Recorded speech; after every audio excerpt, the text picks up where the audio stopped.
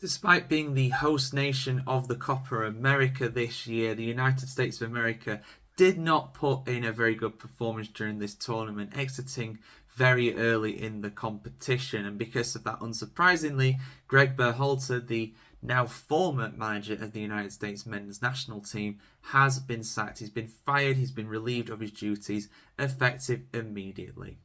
So how did this happen, and who's likely to take over next? I give my thoughts in this video, as always, guys. So yeah, the Copa America 24 was not a good one for the United States. This is a competition that traditionally takes place, solely between South American teams, but North American teams and invitational teams have also taken part in the competition for a long time now.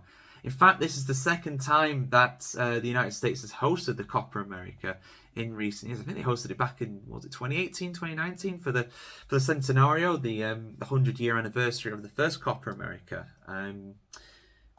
Which is just, yeah. I mean, it's a move for the money, but that is not a topic of conversation. Let's talk about the USA's national team.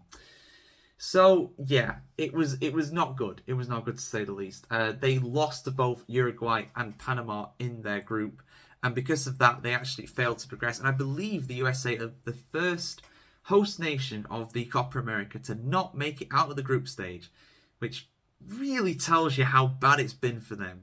So it's no surprise that their manager has been sacked. I'll be totally honest, guys. I'm only seeing this from an outside perspective.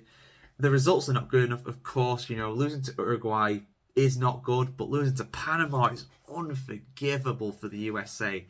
That is not good. That is really, really bad. And just from an outside perspective, that's simply not good enough. You have to be beating those kinds of teams in a tournament, especially when you're on home soil. Come on.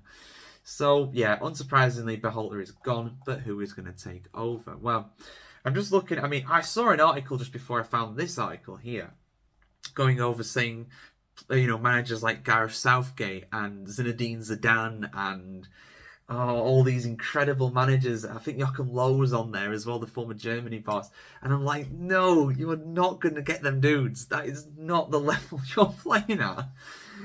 With the greatest respect to the USA, they are not a top level national team. They just aren't. In the men's game, in the women's game they are, but in the men's game they're not. So let's have a look at who could take over. Well, Jesse Marsch is one of the favourites. You may remember him from his time at Leeds. He also managed, it was Red Bull Leipzig, wasn't it? I know it was one of the Red Bulls. He's a decent manager. He's American. I think he could do a good job for them. Jim Curtin is also being linked to this job too. He's the current manager of the Philadelphia Union in the MLS. I mean, I personally don't know much about him, but he knows the American football system, so I think he'd be a good choice in that sense if they can't get Jesse Marsch. Some people are saying Marcelo Bielsa. I'm just like, no. Why would Bielsa go there? Like, he's Uruguay manager. He beat the USA. No chance. No chances of that happening.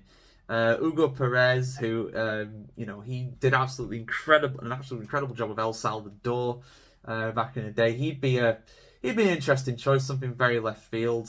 But I mean, I think he'd take it personally, but it's a lot of pressure too. And again, Zidane, there's rumours about him going to the USA. I can't see him on for Sundays personally, but hey, stranger things have happened. But yeah, American soccer fans, that's the only time I'll say that word. What do you think of this choice? Who do you want to be the next manager of your national team?